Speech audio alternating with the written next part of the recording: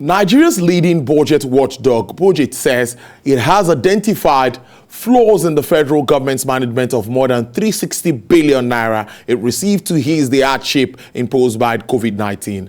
BudGit says the funds in question cover a period spanning the past 12 months. My colleague Sarah Ayeko has that report. A year ago, the world was under the grip of a strange virus that wreaked havoc on lives and livelihoods. Governments and corporate citizens threw everything they could at it, including a large war chest of goodwill that ran into billions of dollars.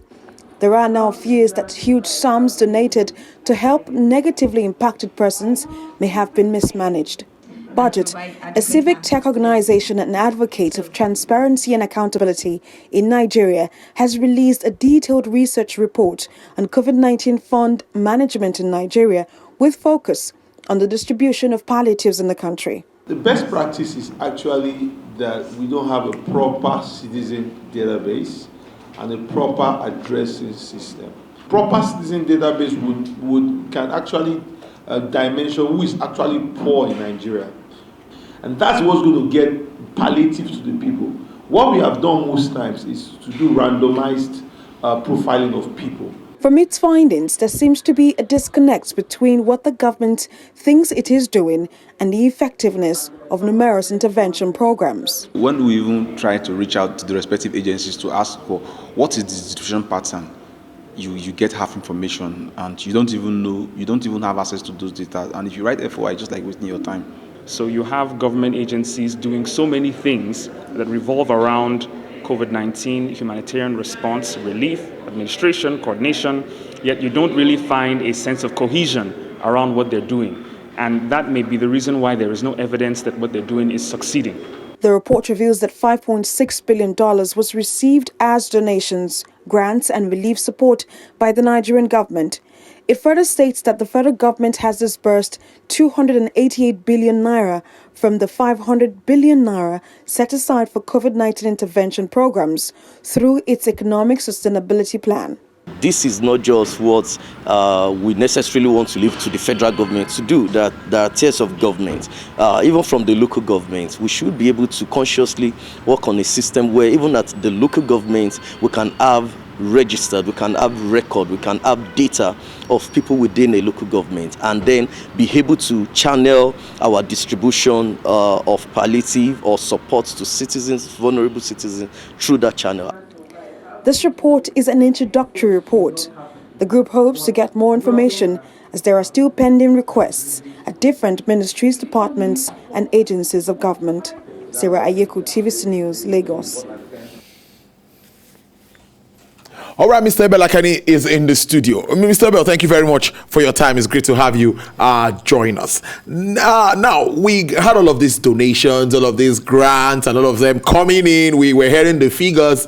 For me, I think about it. What's the background to why is this important? Why did you have to go far as checking of the distribution, funding, and all of that? What prompted this report for BudGit? Thank you very much, Tolu. One of the first things that prompted us to do this research is the current fiscal situation we have in Nigeria. The country is gradually sliding into a very deep fiscal crisis, so it's important to actually look at what is available. And I'll give you an example. If you look at the first 6 months of the pandemic in 2020, what we had was that a situation where about 95% of the revenue that came in for the federal government within that period was wiped away by debt servicing, which is money just paid on interest. So there was really very little from the revenue that came into the country to finance roads, to finance different infrastructural programs. So there is lean revenue, there's little available resources. So it behoves civil society and citizens to say, this little that is left, how well is it being utilized? Because ultimately we'll continue to face a situation where, because we have little revenue, the government goes back to borrow, and when it's unable to get resources to borrow, it falls back on the lender of last resort, which is CBN, and ultimately the CBN extends more debt to it. Imagine in the last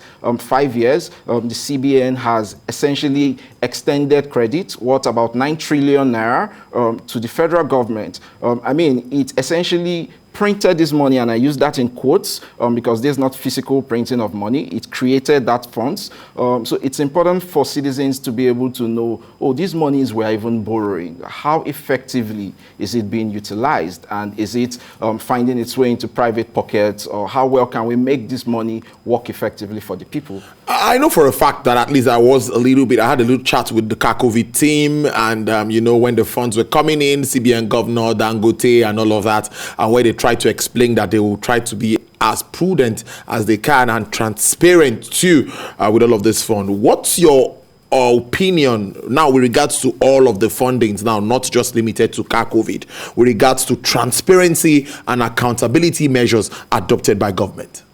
So I would say, to be fair, the federal government put in place a few transparency and accountability measures, but the larger question is how effective were those measures that it put in place. And I'll give one very good example. If you look at the facility extended to Nigeria by IMF, over $3 billion, that came with a commitment. The government was required, or the government had to make a commitment that it was going to disclose the list of beneficial owners of every company that got contracts from COVID-19 allocations. And this is important because a lot of the corruption that happens in the procurement process happens because these contracts are secretly awarded by some of the leaders of these agencies, and ultimately they award these contracts to themselves or to their cronies, and these projects end up not being implemented. So the federal government made a very good and exciting commitment that it was going to disclose all the beneficial owners for everyone who got any single kobo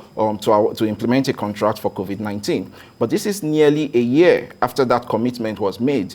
We've looked through all the government portals, we've reached out to the government, but not one single beneficial owner details has been disclosed by the federal government. So that's an example of one promising program for transparency that the government had, but didn't follow through with. So that's one example. And if I should just very quickly give another example at the subnational level, there is the program called SEFTAS, State Fiscal Transparency and Accountability for Sustainability. The SEFTAS program basically incentivizes states to become more transparent. And with the onset of the COVID-19 pandemic, there was a new requirement for these states to disclose on a monthly basis how they are implementing or how they are spending COVID-19 funds on a quarterly basis. And if they do that, if they show the public what they are spending, ultimately they get some grants from the SEFTAS program, and that was quite effective.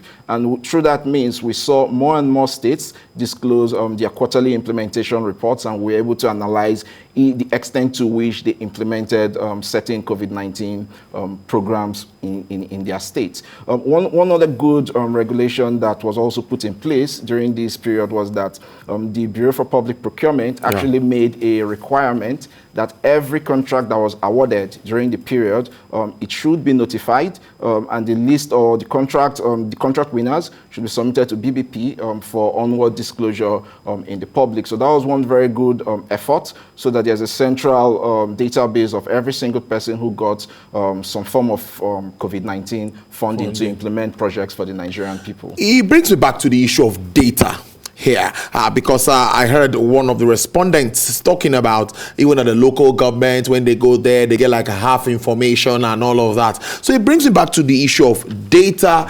availability and gaps. What do you see? What impact would you say data is having on being very accountable and transparent? So data is very crucial, and for us, without data, we would be unable to assess how accountable the government actually is in the disbursement of some of these funds. And one of the things we observed over the last 12 months is that there are about 4 critical gaps with the government's disclosure of its data as it concerns accountability or transparency. And this is hindering how well people can learn about the full scale of the government's implementation program. And one of the biggest gaps we observed is that there has always been dead links or downtime in some of the portals which the government promised it was going to disclose this information. So one very good portal was the Open Treasury portal. But each time you go, I think from about November, each time you check the portal, even up to date, you either find incomplete information or you find an error 404 link, and you don't have access to the data you need to do the analysis. So that's one very big gap that we saw. Another very serious gap that was observed was that some of these reports are actually published very late. Ultimately, when they come out, there is a limit to what citizens and civil society can do with those reports. A key example in this context is the interim audit report promised by the Auditor General of the Federation. He promised to do an interim audit of COVID-19 funds to tell Nigerians where there were infractions and where the losses were coming from. He promised to have that out by October, but unfortunately the public did get to see that report, and I think ultimately it was released in January, but the public still doesn't have a copy of that report. It was only submitted to the National Assembly, so even when these reports come out late, they are not put in the public domain for people to fully assess the extent of damage done by corruption or the extent of praise the government should receive, or what exactly the gaps or the loopholes are that need to be plugged. So those are a few of the gaps as it concerns data. So all of this, one way or the other, would of course aid corruption. If we have loopholes, that means there will be, that opportunity for corruption comes in, or that chance, that avenue for corruption obviously pops up. That's what we see now. So what do you think can be done for proper management of funds like this? Let's assume it happened some other time. Okay. So before I even get to what can be done for proper management of funds, let me give you a sense of the types of corruptions we observed. In this period. So we have a fair idea of what types of solutions to even propose for some of these. One very big type of corruption that was observed was diversion of funds. And a key example here is the 2.67 billion naira school feeding funds that was diverted to some personal accounts when the schools were closed during the lockdown period. And those funds were supposed to be for feeding of the kids, but they were diverted for other purposes. ICPC took up the case, they opened the investigation, but we have not really seen conclusive evidence of what has happened as a result of that investigation. What has the ICPC done to ensure that such a thing doesn't repeat itself? Because it's not enough to cry about fraud happening all the time. We need to find ways to block these opportunities. So that's one example of diversion that we saw. Another very serious example of diversion we saw had to do with conditional cash transfers. And I'll give you an example. In December, there was about 1.1 billion naira that was supposed to be transferred to poor rural women across multiple states. Ultimately, this 1.1 billion was transferred to the personal accounts of just 17 people. For onward disbursement to these women. Now, the public has no way to know if these 17 people ultimately gave the 1.1 billion to the final beneficiaries. The ideal situation we would expect in terms of what we can do to prevent this from happening is that the government has to introduce a type of check and balance that involves every beneficiary of the conditional cash transfer program having their BVN. So you don't get a transfer if you do not have the right identity or the right framework to assess it. Otherwise, if we do not have a unique identifier for each beneficiary, we'll continue to face situations where these monies can be transferred into personal accounts, and then no one knows precisely what they do with the funds. And at the end of the day, people who are supposed to benefit, the rural women who need these monies the most, ultimately do not get to benefit from that. So that's one of the solutions that can be implemented in that respect. I mean, if I have more time, I could give one more example. Yeah, give one more. Go ahead. Cool. So another thing we observed was ethical violations by politically exposed persons, and this happened especially when it had to do with distribution of palliatives. There were government officials and legislators that were given the respect of say, oh, okay, help ensure this gets to your community. But what we found was that those people converted a lot of those palliatives to their own personal property. And in some cases, we had some of them using it for their own birthday celebrations and extending it as gifts to the people, whereas that's taxpayers' money and that's the people's money that was converted. So we've seen that happen in the case of some local legislators in Lagos and even at the federal level. So we saw that ethical violation. But beyond even ethical violation that led some of these politically exposed persons to divert COVID-19 resources, there were also cases where duty bearers actually broke rules. And an example of that is with the NDDC.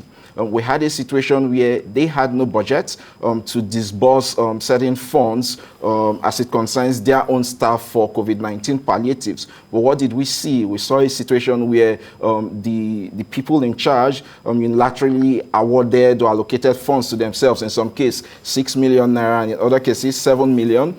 That was distributed among senior staff and then some of the junior staff. So there were cases where duty bearers broke the rules because there are rules that you should not spend money that's not been appropriated. There's that rule in place. So those are some of the types of corruptions we observed that affected a lot of this COVID-19 funding. Yeah. So let's now look at the effectiveness of audit and, of course, recovery mechanism. How does that come in all of the reports?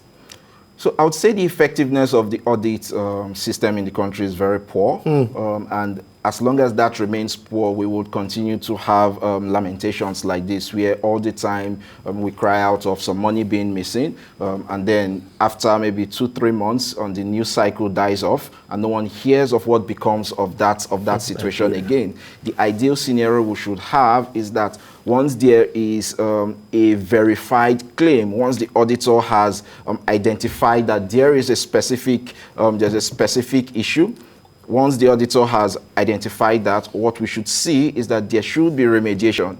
Whoever has taken funds not meant, that was meant for the people should be made to refund those monies. Because except you introduce those deterrent measures and except you get people to refund these monies, others will take advantage of these same loopholes in the hope that, oh, there's nothing the auditor will even do at the end of the day. So I think we need to strengthen the audit process and we need to ensure remediation of every identified issue. It's not enough for there to be news or there to be frenzy in the news about some of the allocations that have been stolen. It's important for the auditor to ensure that some of these cases are brought to a logical conclusion so that they serve as a deterrent to the next generation of potential government officials who might want to divert funds meant for the people.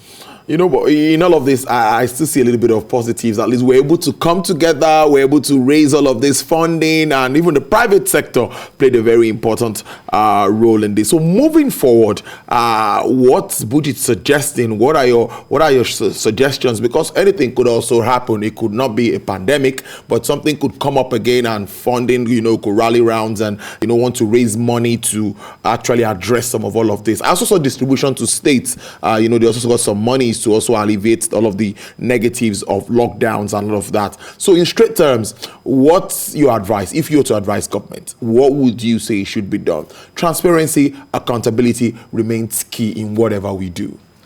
So the first advice we would give to the government has to do with conditional cash transfers. BVNs should immediately be introduced into that program. Nobody should be able to get any funding from CCT without a unique identifier. So that's a low-hanging fruit. That's something that the government can really begin to implement over the next 6 to 8 months. So that's the first point. A second thing we would insist or would suggest to the government is that there needs to be a situation where every corruption case is brought to conclusion. Now, that is important so that it serves as a deterrent. So that's the second advice we would give.